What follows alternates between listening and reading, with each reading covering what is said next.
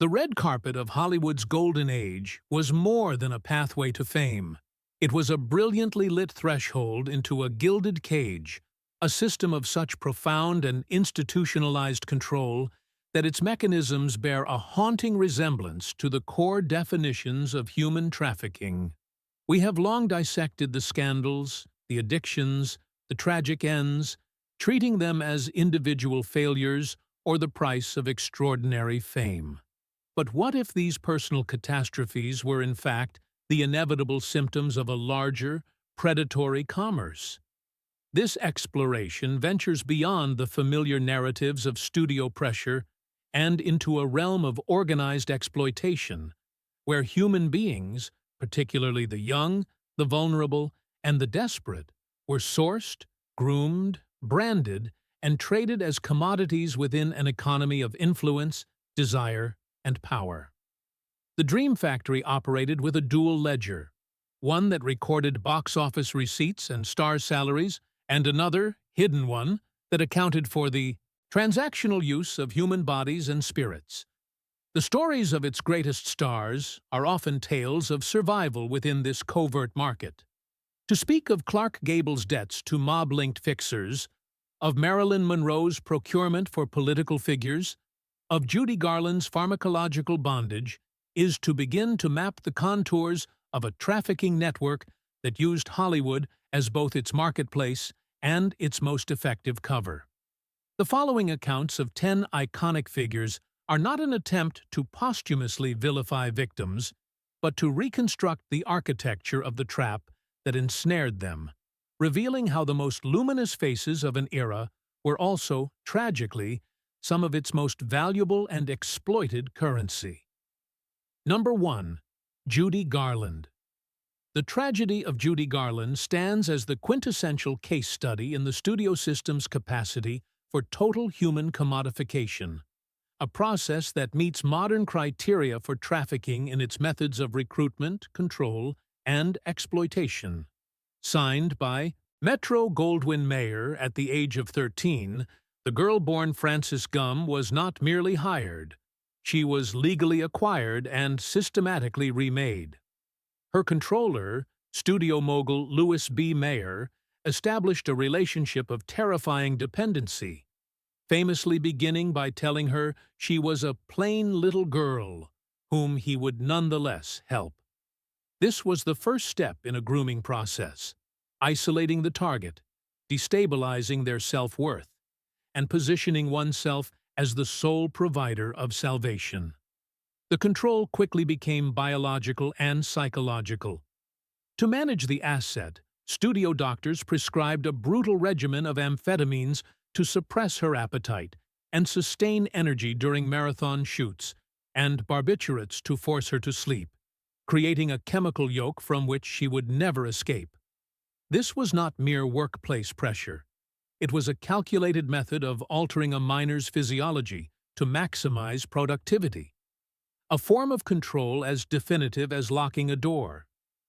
But the exploitation extended beyond the soundstage and into the private realms of obligation. Persistent whispers within the industry, echoed in biographies and the recollections of contemporaries like Mickey Rooney, suggest that part of Garland's value to Mayer and MGM was her availability as a token of exchange. She was expected to attend, and often perform at, private gatherings for Mayer's associates, financiers, and favored figures.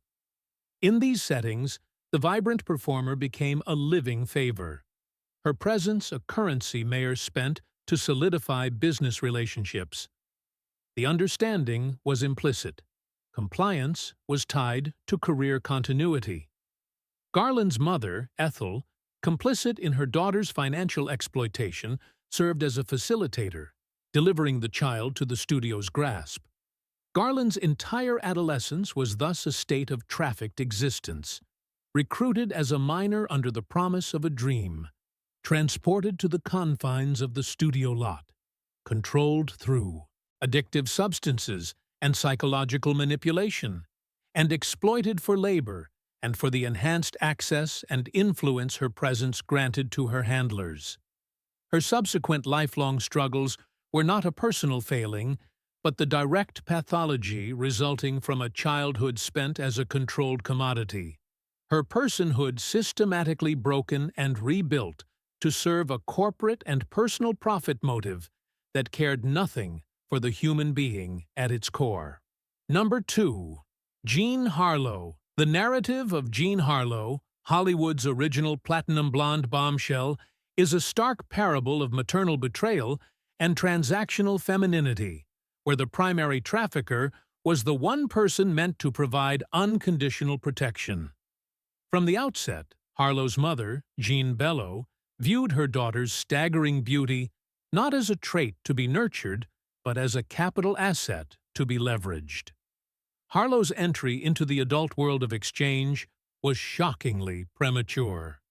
At just 16, she was pushed into a marriage with Charles McGrew, a wealthy socialite twice her age, in an arrangement biographers consistently describe as orchestrated by her mother for financial security and status climbing.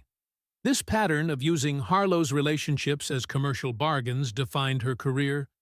Within Hollywood, Bellow is widely alleged to have acted as her daughter's de facto procurer, negotiating Harlow's companionship to powerful men in exchange for career advancement. The most damning whispers swirled around her connections to mob figures like Longy Zwillman and Abner Longy Zwillman, who provided protection and influence, and to MGM's boy wonder, producer Irvin Thalberg. Her marriage to MGM executive Paul Byrne in 1932 ended just 2 months later with Byrne's mysterious suicide, a scandal that unleashed a torrent of sordid speculation. The official story of Byrne's impotence and despair was shadowed by persistent alternative narratives, including one where Byrne discovered Harlow in a compromising situation with Thalberg, a man whose favor was essential to her career. This incident, whether fully true or not, illustrates the environment in which Harlow existed, a world where her sexual and social availability was a key piece of business strategy, brokered by her mother and expected by the studio power structure. Harlow was never the author of her own destiny. She was its most valuable mobile asset. Her startling death at age 26 from renal failure, linked to a childhood bout of scarlet fever exacerbated by the physical demands of her life and work, reads as the final systems failure of a body that had been treated as a revenue stream since adolescence. She was not a woman who lived fast and died young. She was a commodity that was overused and discarded, her primary broker being the woman who gave her life. Number 3. Marilyn Monroe. Marilyn Monroe's legacy is the ultimate testament to the Hollywood trafficking machine's ability to produce a perfect and perfectly consumable victim. Her origin as Norma Jean Mortensen, a child of the foster system with no guardian or advocate, made her the ideal target, desperate for love, stability, and identity.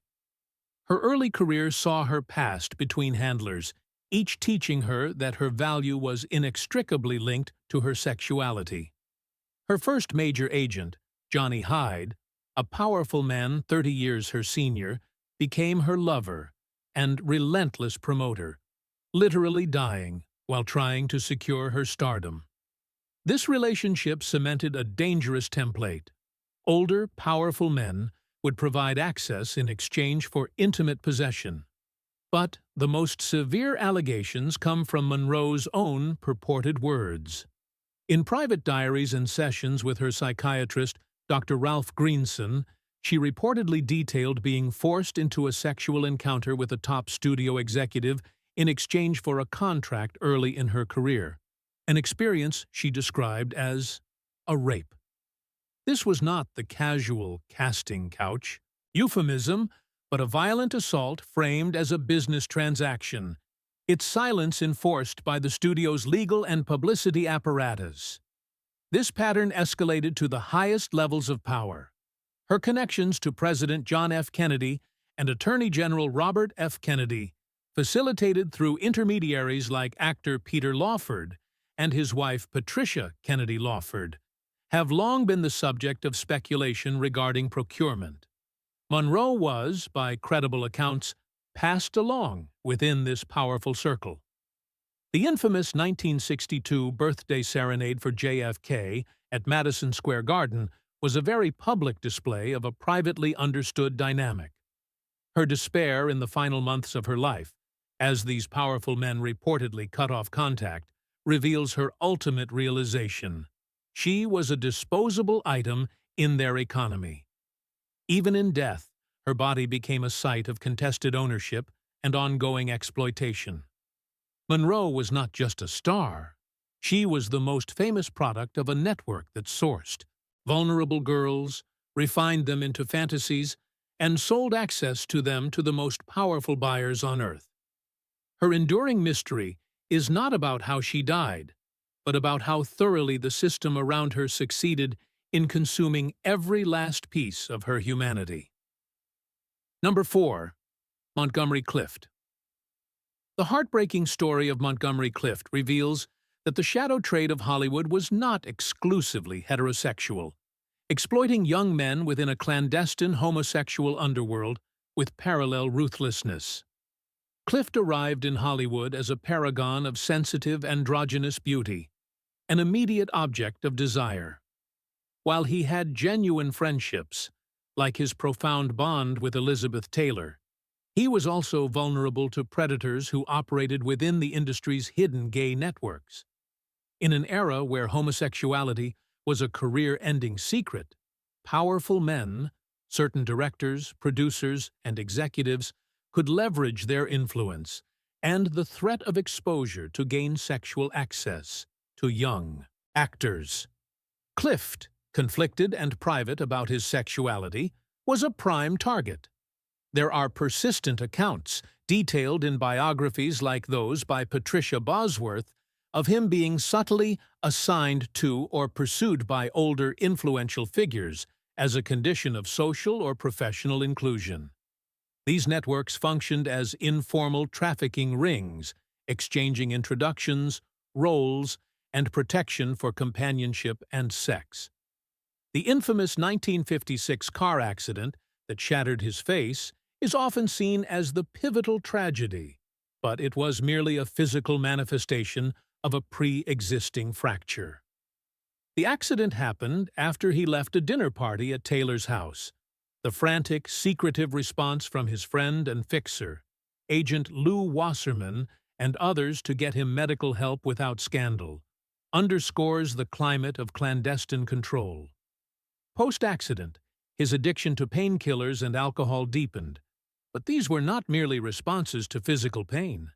They were the self-medication for a profound psychological trauma born from a lifetime of being objectified and used, of having his most intimate self be a currency in a hidden market. Clift's beautiful, broken face became a mask for the internal ruin wrought by a system that consumed his body and spirit while publicly celebrating his artistry. His life stands as a devastating correction to the notion that exploitation in old Hollywood was solely a crime against women.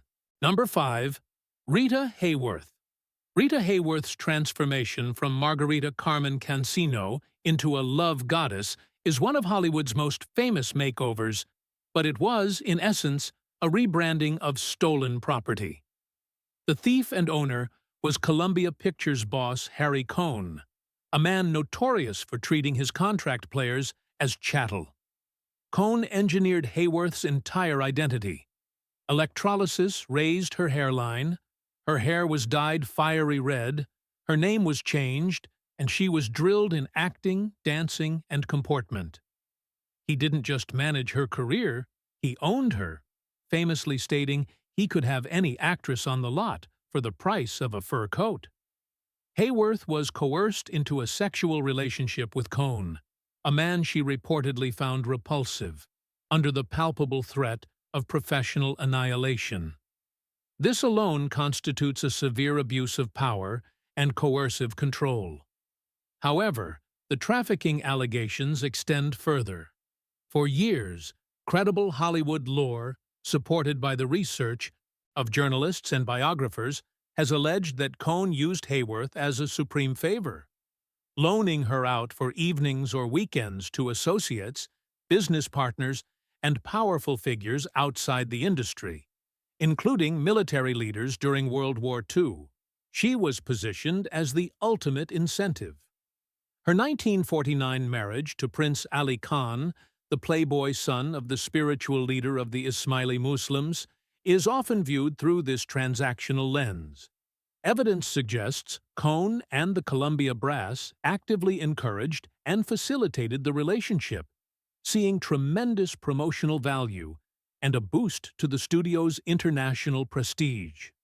In this light, the marriage appears less a fairy tale and more like a strategic transfer of a high-value asset from a studio boss to a foreign dignitary, brokered to cement Cohn's global influence.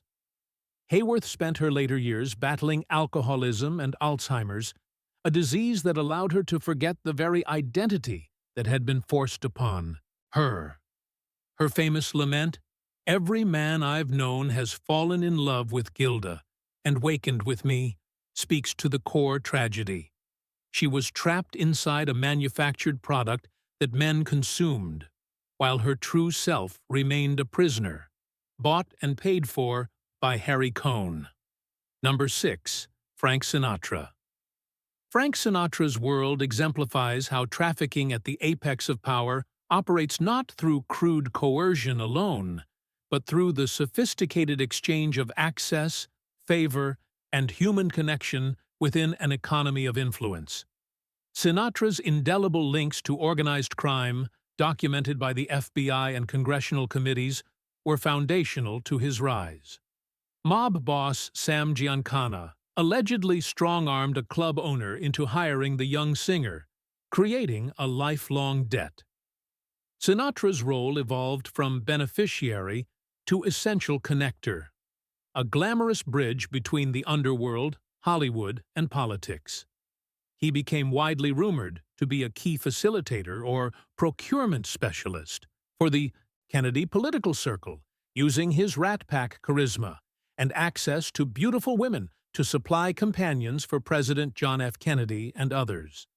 This firmly places him within a trafficking network, acting as a broker who used his resources to deliver human beings to satisfy the desires of more powerful men. His own relationships followed a pattern of acquisition. His marriage to 21-year-old Mia Farrow, when he was 50, fit the mold of an older, powerful man obtaining a young, impressionable partner, a dynamic with inherent imbalances. Furthermore, his infamous 1960 trip to the Cal Neva Lodge, a resort he partly owned with Giancana, during which both Marilyn Monroe and Judy Garland were present, is often cited as a snapshot of this ecosystem, a nexus of star power, mob money, and vulnerable women, all under Sinatra's roof.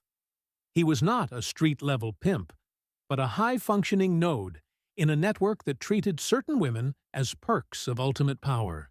His talent and magnetism provided the perfect cover, transforming activities that bordered on procurement into the stuff of legendary hospitality. Sinatra's story demonstrates that in the rarefied air of the elite, trafficking can wear a tuxedo, carry a tune, and remain a cherished friend to presidents and don alike. Number 7. Shirley Temple. The case of Shirley Temple presents the most unsettling paradox: the legal, celebrated, and wildly profitable trafficking of a child, sanctioned by her parents, the courts, and a delighted public. Temple was not just a child star, she was a minor whose labor generated millions, with her parents, particularly her mother Gertrude, acting as her legal guardians and primary financial beneficiaries. This created a direct, legally sanctioned conflict of interest. The guardians' wealth was entirely dependent on the constant work of their ward. California's Coogan Law, designed to protect child actors' earnings, came about too late for Temple, and was a direct response to such abuses.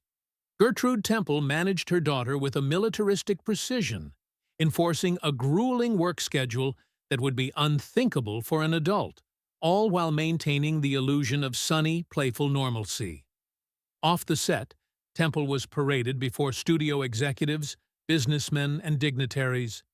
Her overwhelming popularity was leveraged by her parents for continued financial gain and social standing. She was, in effect, a lucrative novelty, a source of comfort during the Great Depression, whose actual childhood was a product to be consumed. The family's finances rested on her smile, her dimples, her ability to perform on cue. While there is no evidence of the sexual exploitation that marked other stars' lives, Temple's story is a pristine example of labor trafficking and financial exploitation of a minor by her legal custodians. Her value was her innocent image, and that image was mined relentlessly by those entrusted with her care. She was a precious natural resource extracted for global consumption, with her own parents as the chief engineers of the mine. Her later life, marked by a rejection of Hollywood and a turn to diplomacy, reads as a lifelong effort to assert an identity that had never been her own to claim. Number 8. Grace Kelly.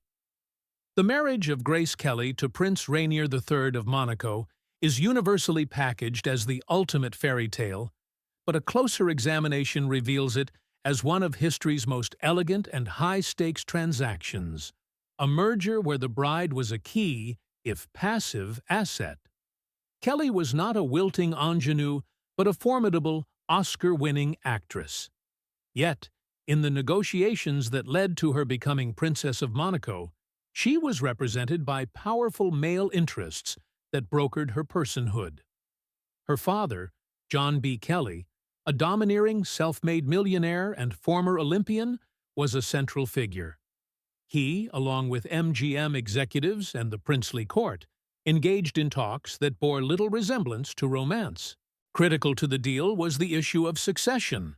Monaco's sovereignty from France depended on the production of a legitimate heir. Kelly's proven fertility, though she had no children yet, and her impeccable, wholesome image were explicitly part of her value. A dowry was discussed, though it was ultimately framed as Kelly's own fortune, which was considerable. MGM, for its part, released her from her studio contract in a favorable settlement, effectively transferring their asset to another sovereign entity. Kelly was exchanged between powerful institutions, her family, the studio, and the Grimaldi dynasty, to solve a geopolitical problem, securing Monaco's independence, elevate her family's status to royalty, and provide the principality with a globally famous, impeccably respectable princess. Her reproductive capacity was a contractual clause. While she may have had affection for Rainier, the architecture of the union was a cold, boardroom-style brokering of a human being for dynastic and political purposes.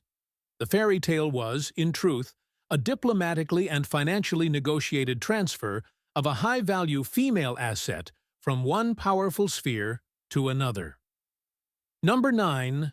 Virginia Hill. Virginia Hill may not have been a major star on screen, but her life was a central artery in the body of Hollywood's trafficking underworld, directly connecting organized crime to the film industry's hunger for fresh, compliant women. Hill, the glamorous girlfriend of mobster Bugsy Siegel, was far more than a mole. She was a vital operative. She acted as a courier for vast sums of money, but also, according to law enforcement and historians of the era, as a recruiter and supplier of young women. Hill had an eye for beauty and an understanding of desperation. She would frequent the drugstores and dance halls where starlets gathered, befriend them with her bold charm and promises of introductions to important people, and bring them into the orbit of Siegel and his associates. Lavish parties at Siegel's homes or at mob-influenced clubs were the hunting grounds. Aspiring actresses, plied with alcohol and the glamour of proximity to power, would find themselves isolated with powerful men, mobsters, studio executives, politicians, who expected sexual access as a matter of course. Hill facilitated these encounters, her own status as Siegel's woman granting her authority and making her an effective procurer. She was both a product and a purveyor of this system, having risen from poverty in Alabama by making herself sexually and operationally indispensable to the mob. Her eventual downfall, testifying before the Kefauver Committee investigating organized crime, made her a target. Her mysterious death in 1966 in Europe, officially ruled a suicide by overdose, but forever shrouded in suspicion, silenced the one person who could have provided a detailed map of how the mob's trafficking network directly fed the private appetites of Hollywood's elite. Hill's story is the gritty, non-glamorous backbone of the procurement machine. Number 10. Lupe Velez. The fiery career and tragic end of Lupe Velez, the Mexican Spitfire, illustrates a pattern of violent, personalized control that falls squarely within a trafficking model, with a single handler managing every aspect of her existence. Velez's career was discovered and dominated by Jack Doc Crowley, the manager of her frequent co-star and lover, Johnny Weissmuller. Crowley did not simply guide Velez's career, he took possession of it.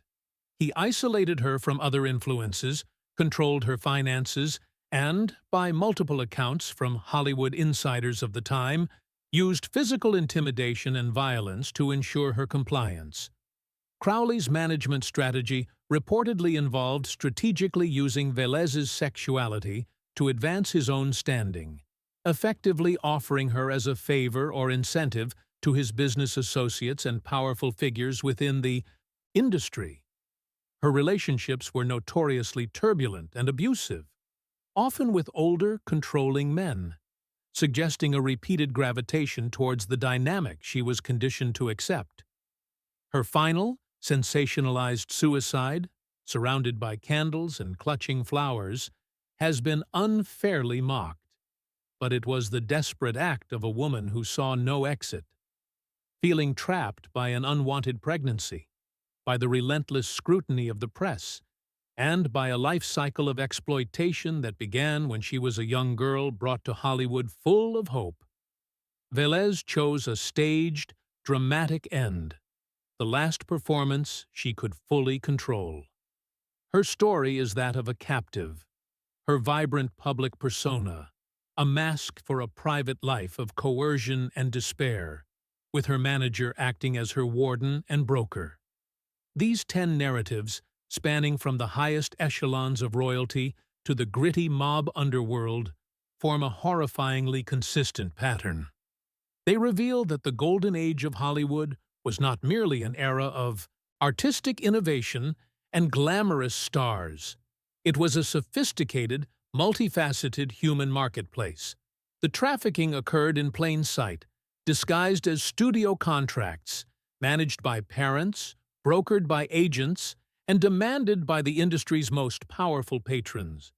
It took many forms: the labor and financial exploitation of children, the sexual bartering of young women by families and studios, the procurement of companions for politicians and mobsters, and the cold, diplomatic trading of a princess.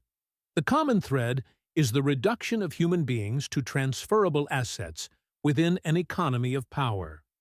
To acknowledge this is to fundamentally alter our understanding of this iconic era. It forces us to see the tragic downfalls not as personal mysteries, but as predictable outcomes within a predatory system. The legacy of these stars is dual: the enduring art they left on screen, which we rightly celebrate, and the hidden cost at which it was produced, which we must courageously confront. The Dream Factory's most essential raw material was never celluloid or script. It was people, and its procurement methods cast a shadow that stretches far beyond the final fade-out of any classic film.